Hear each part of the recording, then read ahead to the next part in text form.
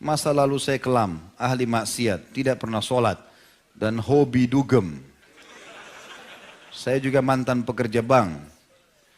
Ingin saya tanyakan, apakah saya harus taubat nasuha atau taubat biasa saja? Tidak ada taubat biasa. Harus nasuha. Bagaimana caranya taubat biasa ini?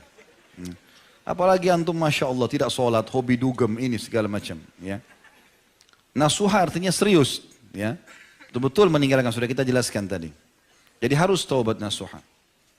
Yang kedua, apakah harus sholat taubat dan mandi taubat? Kalau mandi saya tidak tahu. Ya. Yang saya tahu ada sholat iya. Tapi taubat nasuha syarat tadi sudah disebutkan Syekh Utsaimin rahimahullah 5 hal. Tidak masuk dalamnya sholat. Tapi memang ada hadis yang menjelaskan tidak ada seorang muslim yang berbuat dosa, dosa kecil atau besar, kemudian dia berwudu yang sempurna lalu dia sholat 2 rakaat kemudian dia istighfar, kecuali Allah akan ampuni dosanya. Kalau dia ingin sempurnakan dengan itu nggak ada masalah. Tapi tanpa sholat tobat pun insya Allah diterima, asal dia penuhi syarat-syarat tadi. Apakah tobat saya diterima mengingat dosa saya sangat banyak, saya takut sekali Ustaz? Ya, diterima. Tadi sudah kita bacakan dalilnya. Semua dalilnya jelas tadi, ayat-ayat Al-Quran. Terutama tadi surah Az-Zumar, ya, ayat 53 tadi ya, surah nomor 39. Itu jelas sekali. Orang yang melampaui batas, katakan pada hamba yang melampaui batas, maka jangan mereka putus asa dari rahmat Allah. Allah mengampuni semua dosa-dosa. Allah Maha Pengampun dan Maha Pengasih. Tapi yang nasuha itu teman-teman, kalau dia sudah taubat, dia nggak mau kembali lagi, Mang. Udah nggak akan mau kembali. Terus dia berusaha mempertahankan istiqomahnya. Dan teman-teman harus tahu ya, kalau ada yang mengatakan Ustaz setelah taubat kok kayak susah hidup saya. Itu prosesinya. Proses. Antum sekarang bermaksiat kepada Allah 20 tahun. Lalu kemudian antum taubat. Sehari terus tiba-tiba jadi baik semuanya. Enggak, dibersihkan dosa antum. Ada proses pembersihannya. Antum lalui suka dukanya. Kadang-kadang orang kalau dia ikhlas, Allah kasih dia sebulan, 2 bulan, 1 tahun, kemudian baru menjadi baik keadaannya, wajar, itu proses, nikmati prosesnya, gitu kan? Sama orang lagi berobat, dosisnya, insya Allah setelah dosis obatnya habis dia akan sembuh gitu ya. Seperti para sahabat ketika memuliakan Rasulullah SAW adalah menciumnya. Bolehkah kita mencium tangan orang yang kita hormati karena ilmunya atau karena kesepuhannya, seperti orang tua, paman, bibi, tetangga atau guru-guru kita? Dan bolehkah kita memuliakan orang yang kita sayangi dengan cara kita mencium tangannya juga seperti pasangan hidup ataupun anak-anak kita? Boleh saja. Ya, ini pernah ada terjadi kesalahpahaman tentang masalah penyampaian saya dulu ya. Saya dulu pernah hadapi teman-teman, ada orang tua di masjid, itu kemudian sudah mungkin posisi seperti orang tua saya, seperti ayah saya. Tiba-tiba mau cium tangan. Saya bilang, kalau saya jangan dicium tangannya Pak. Makanya di penyampaian saya di YouTube itu pernah saya bilang, kalau saya jangan dicium. Ya. Saya tidak merasa saya berhak untuk itu. Tetapi kalau saya kepada ayah saya, ya, atau kita istri mungkin pada suaminya, atau mungkin orang tua bercanda sama anaknya, anaknya masih kecil, mungkin ya, memang dianggap itu sesuatu yang layak, insya Allah tidak ada masalah. Allahu a'lam. Tolong doakan kami Ustaz, agar kami setiap mengikuti kajian Pak Ustaz dapat ilmu dan akhlak yang baik, agar kami bisa mengajak saudara kami yang belum mengenal sunnah. Insya Allah, mudah-mudahan. Allahumma amin. Yang penting kita ikhlaskan niat ikhwan dan akhwat sekalian. Ya. Dan setiap datang dalam majelis ilmu, tidak usah lihat siapa yang menyampaikan, tapi apa yang disampaikan. Tidak usah pilih orang yang antum belajar, tapi apa yang sedang disampaikan itu. Ilmu benar, sesuai dengan wahyu terima, amalkan. Itu yang penting. Ya. Di sekolah ana, sholat asar dimundurkan menjadi pukul 15 lewat 15. Ya, 3 lewat 15 kurang lebih. Baru melakukan sholat asar berjamaah karena masih ada jam pelajaran di kelas. Bagaimana hukum menunda sholat karena masih ada pelajaran di kelas Ustaz? Dan di sekolah ana masih ada pelajaran tentang musik dan menggambar makhluk hidup. Bagaimana seharusnya sikap saya Ustaz? Ana masih sekolah 3 SMP. Doakan ana Ustaz agar bisa istiqamah di manhaj salaf hingga akhir hayat. Dan ana mendapatkan hidayah sunnah yang mulia ini dari video antum di YouTube. Semoga semua yang ada di majelis ini dipertemukan kembali dalam surga firdausnya. Dan semoga antum sekeluarga selalu dijaga oleh Allah SWT. Sama-sama insya Allah. Kalau masalah menunda ini masih ada pelajaran dan insya Allah masih di waktu-waktu seperti ini menurut para ulama yang pernah saya pelajari itu tidak ada masalah. Kami juga dulu waktu masih di Madinah itu di kampus kami, kalau misalnya meja ini dianggap kampus kami itu ada masjid utama. Masjid Jami'nya kampus itu menampung mahasiswa umumnya. Tapi di dalam ada 5 fakultas agama, ada Al-Quran, ada hadis, ada dakwah, ada syariah, ada sastra Arab. Di setiap fakultas itu ada juga masjid-masjid. Ya. Nah biasanya kami di pelajaran terakhir itu memang pas pelajaran, itu pas azan duhur, menjelang azan duhur sekitar 15 menit baru masuk pelajaran. Setelah itu dosennya lanjut. Dan kita sholat berjamaah juga di fakultas kita. Ya, sebagian ulama masih membolehkan, masih dianggap itu di awal-awal waktu karena kita ada masjid sendiri dan kita menundanya karena ada masalah majelis ilmu. Dan bukan menundanya misalnya sampai menjelang waktu mau habis, bukan begitu. Tapi dalam waktu dekat, ya, waktu dekat. Baik, masalah sikap pelajaran di sekolah, kalau ada masalah musik segala macam, ya berusaha coba untuk memberikan penjelasan, ya, atau mungkin minta sama orang tua bisa pindah ke sekolah lain, mungkin lah ya. Ya, bagi teman-teman, bagi kita yang sudah berpegang pada dalil yang tidak bolehnya musik, maka semestinya meninggalkan. Tidak mungkin kita membiarkan diri kita di situ kan.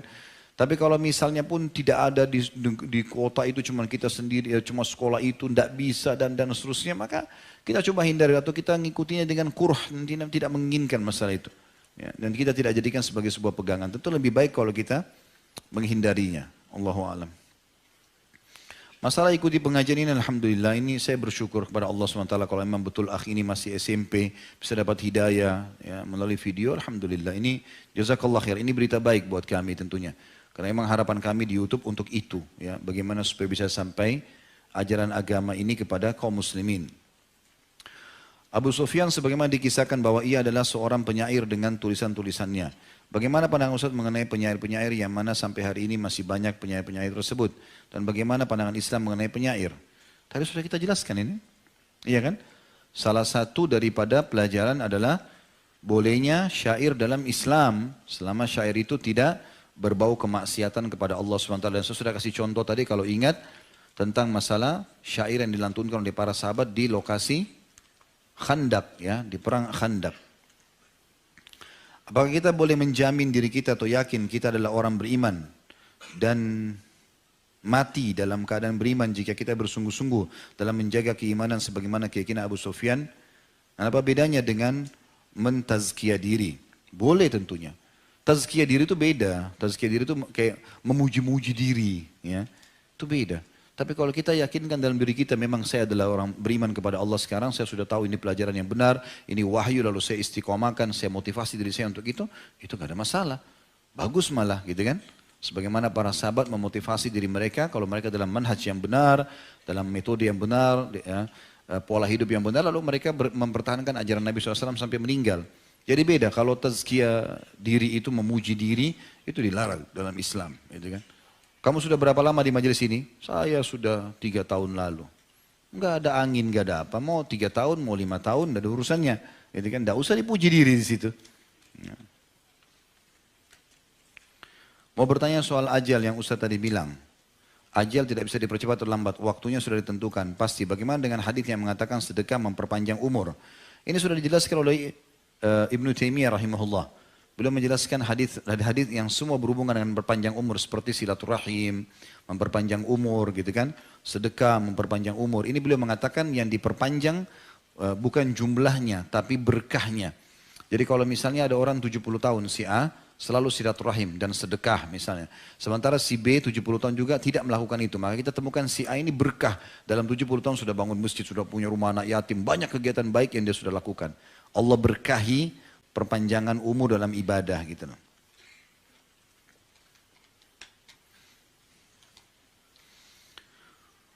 Maaf di luar tema, kenapa harus masuk ini?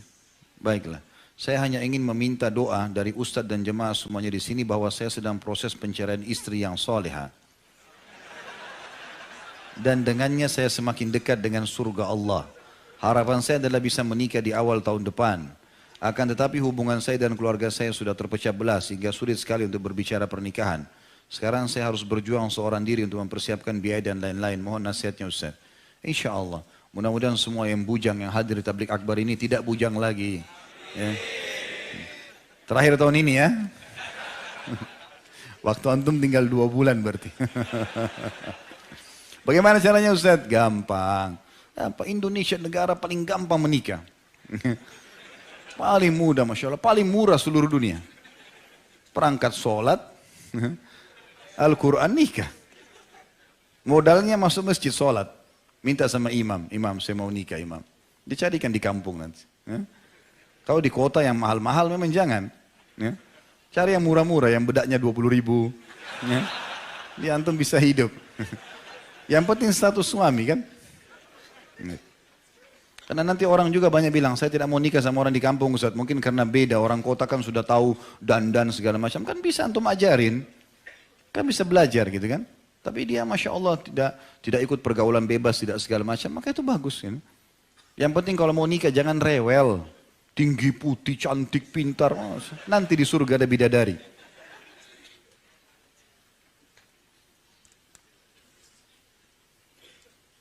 Apa hukumnya ngefans dengan ustadz, padahal saya sudah punya suami?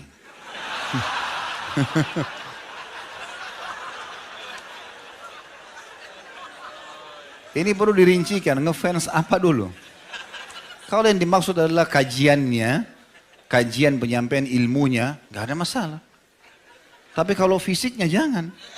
Nggak boleh. Semua muslimah kalau sudah menikah, suamiku adalah rajaku. Sudah selesai. Nggak ada lagi, haram, tidak ada poliandri. Ya. Nggak ada. Hah? Tidak boleh. Ya.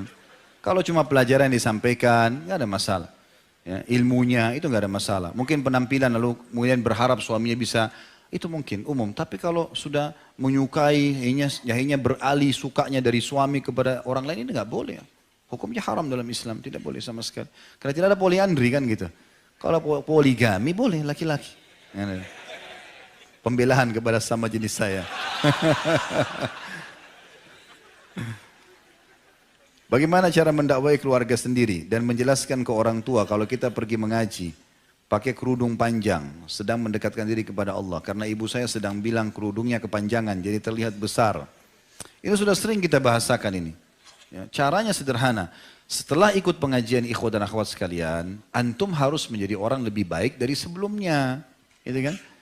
Kalau sudah ikut pengajian teman-teman sekalian, ada orang tua lebih bakti, lebih santun, lebih ramah, lebih royal, lebih semuanya. Karena memang kita tahu itu ibadah. Harusnya begitu. Jangan orang tua kita nonton TV 30 tahun sinetron, antum baru ikut taklim seminggu, haram nih kayaknya. Lewat depan TV, matiin, bu, neraka. Nah ini masalah. Gimana caranya 30 tahun diubah dengan langsung begitu? Kau ikut aliran apa nih, nak berhenti? Nggak boleh.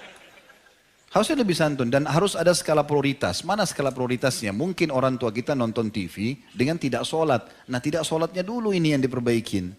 Pelan-pelan. Karena kalau keimanan sudah masuk dalam hati, dia akan mengubah semuanya. Gitu kan? Tidak bisa orang spontanitas teman-teman sekalian.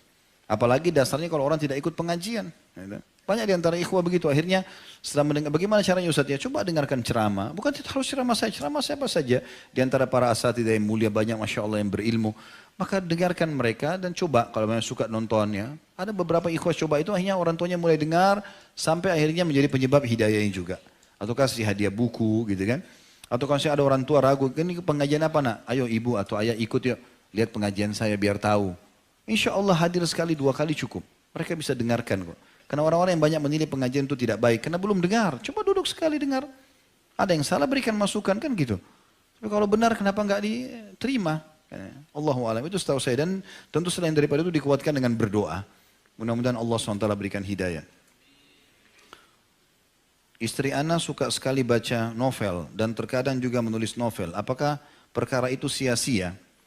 Sebenarnya kalau itu dalam bentuk nasihat-nasihat, hal yang bermanfaat, mungkinlah masih bisa. Tapi lebih bagus menulis ya, yang bermanfaat, yang misalnya belajar agama ditulislah. Atau ilmu-ilmu yang bermanfaat itu lebih baik. Karena ini juga pangsa pasarnya sebagian kecil. Orang yang memang suka membaca, kadang-kadang harus membuat kisah-kisah fiktif misalnya.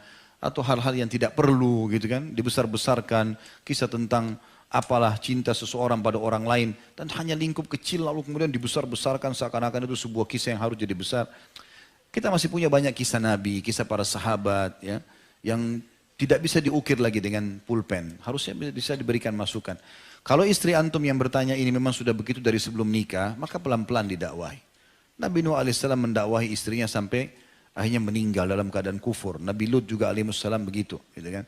Tapi kita coba bersabar, nasihatin, doakan. Karena rumah tangga tujuannya menikah untuk dipertahankan, bukan untuk cerai. Kalau sudah betul-betul sampai pada puncaknya sudah tidak bisa dipertahankan lagi, baru kita pilih jalan itu. Itu pun sudah mentok pada titik di mana kita nggak bisa lagi perbaiki. Saya punya sahabat dekat, namun ia belum sadar akan kewajiban menuntut ilmu syar'i. Jika bersamanya saya futur. Jika dekat dengan yang sefaham atau menuntut ilmu, saya semangat lagi. Namun ia langsung menjauhi saya. Saya ingin mengajaknya kembali, tapi adakah cara lain Ustaz mendekatinya? Karena jika dekat saya futur.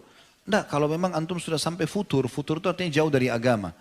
Dengan berteman sama dia begitu, ya sudah jaga jarak saja. Karena Nabi SAW mengatakan, Al-maru ala dini khalili. Seseorang sesuai dengan agama, sahabatnya atau temannya, enggak boleh.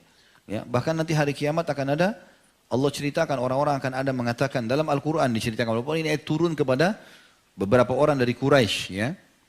Tapi Allah SWT, para ulama tafsir mengatakan ayat ini berlaku umum. Siapapun yang mengikuti pola yang sama akan terjadi hal yang sama. Nanti di hari kiamat di neraka akan ada orang mengatakan, ayatnya itu, artinya potongan ayatnya begini. A'udzu minasyaitonir rajim. Lam attakhidh fulanan khalila laqad adallani 'ani dzikri ba'da idh ja'ani. Ya laitani lam attakhidh fulanan khalila laqad adallani 'ani dzikri.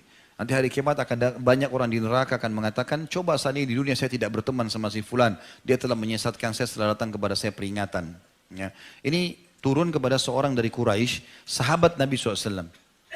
Jadi Nabi SAW waktu melihat Hamzah masuk Islam, Hamzah masuk Islam ini gara-gara dia tidak sengaja ucapin kalimat. Dia bilang, apakah kau, ditunjuk Abu Jahal, berani mengganggu Muhammad sementara aku di agamanya, padahal dia belum masuk Islam. Akhirnya Hamzah pun berbicara dengan dirinya sendiri. Ya, dia kalau tarik kata-katanya dia malu dengan Quraisy, maka dia minta petunjuk sama Allah, mengatakan, ya Allah kalau agama ponakan Muhammad baik maka mudahkanlah. Maka besoknya dia masuk Islam. Nabi SAW berharap sahabatnya ini juga begitu. Maka Nabi undang dia makan, dia datang ke rumah Nabi SAW. Nabi bilang, dia undang Nabi SAW makan ke rumahnya. Maka waktu Nabi persilakan makan, kata Nabi SAW, saya tidak mau makan kecuali kau sudah masuk Islam. Kalau kau syahadat, saya mau masuk Islam. Saya mau makan. Maka dia pun syahadat karena mengikuti Nabi SAW. Nah rupanya dia juga punya teman lain, orang kafir Quraisy, tokoh Quraisy yang dengar itu. Kenapa kau masuk Islam? Dia bilang, saya cuma tidak enak sama Muhammad, dia tamu saya. Kalau gitu sekarang kau batalkan itu keislamanmu. Dan kalau perlu ludahi mukanya Muhammad, maka dia lakukan. Turunlah ayat ini kepada dia. Ya, bahwasanya dia akan menyesal pada hari kiamat. Nanti dia mengatakan, ya laitani lam attakhid fulanan khalila. Coba seandainya saya tidak jadikan si fulan sebagai teman saya. Laqad adallani ala dzikri ba'da idh ja'ani. Dia telah mendatangkan kepada saya kesesatan setelah datang kepadaku peringatan. Dari syarat-syarat taubat nasuha yang tadi Ustaz sampaikan, tidak terdapat syarat taubat. Tidak terdapat sholat taubat. Apakah memang tidak perlu sholat taubat? Lalu kapankah sholat taubat kita lakukan? Ini sudah saya jelaskan tadi ya.